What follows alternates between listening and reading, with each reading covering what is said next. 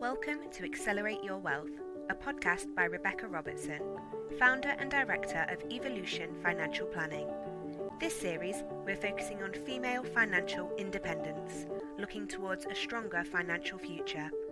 Be sure to let us know your thoughts on the show, and please do connect with us on Facebook, LinkedIn or Instagram, or head over to www.rebeccarobertson.co.uk. Hey, Rebecca here. Welcome to this mini series of my podcast all around the Next Level Challenge, which is starting on the 5th of June. 6th of June, we're having an open party on the 5th of June. This is the third in the series. So if you've listened to day one, which was session one, that's a mindset. Day two, we're going to be talking about increasing your income. This is session three. We're going to be talking about day three, which is managing your cash flow in business. So where do we start? Managing your cash flow in business. So how do you know when you should start paying yourself? And how do you know what to do with any of the profits? This is a massive subject. Like, you could do a business course just on this. But I want to start where I see a lot of people having some issues around this. And I think I described a little bit of this in day two when it comes to the kinds of people that I come across, where they're either got lots of profit in their business because they've been super careful, they've paid themselves very little, or they have the super spenders who have basically spent a lot. And eventually they do slow down. And eventually they start saying, actually, I need to start thinking a little bit more carefully and putting things in place more longer term, like, for example, like a pension. So how do you start paying yourself more? So when it comes to your accounts, with your accountant, it's a really good idea to look at your expenses. Now, if you don't have an accountant that does this with you, you could get a bookkeeper to help you, or there might be, there are sort of quite a few, not necessarily always an qualified accountant, but money coaches that work with business owners that can help with this kind of stuff. I know several actually, and they're really good at what they do. And what they can help you do is work out some forecasts. So when you say the word forecast, everyone seems to panic. You think spreadsheets, you think numbers, you think complicated calculations. Avoid run like the plague. And it's really important not to do that. That's another mindset issue which we have to explore. But we have to be really careful not to do that. So when it comes to managing your business and understanding that piece, knowing what your outgoings are on a day-by-day basis, yes, day-by-day basis, week by week, month by month, day in, day out, quarter by quarter.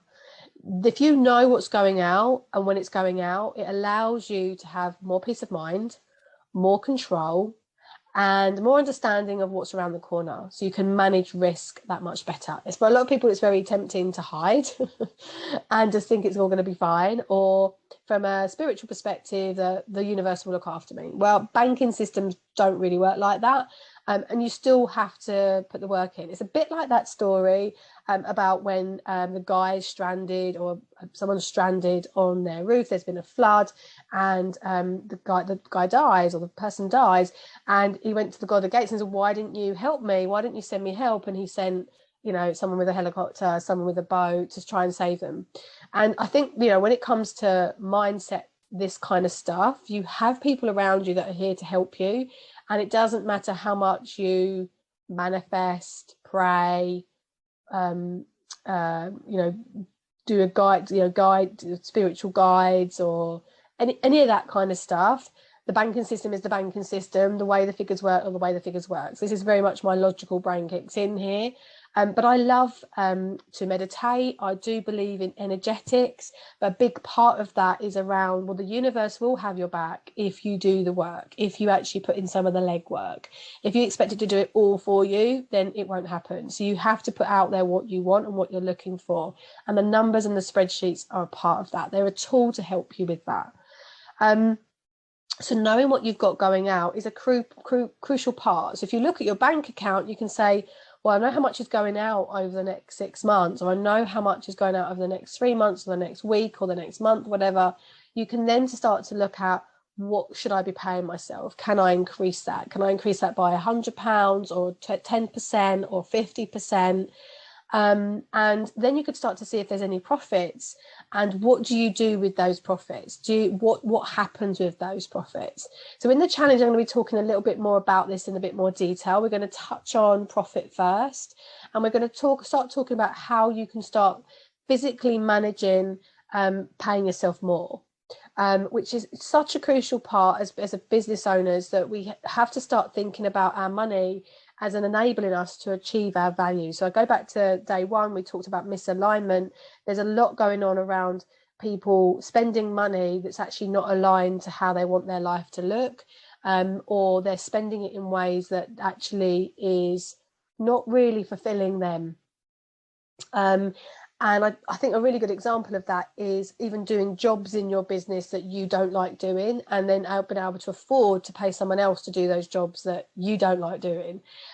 So it doesn't matter whether you're paying yourself or paying somebody else. It's just being aligned. When is what profits have you got? When can you afford to do it?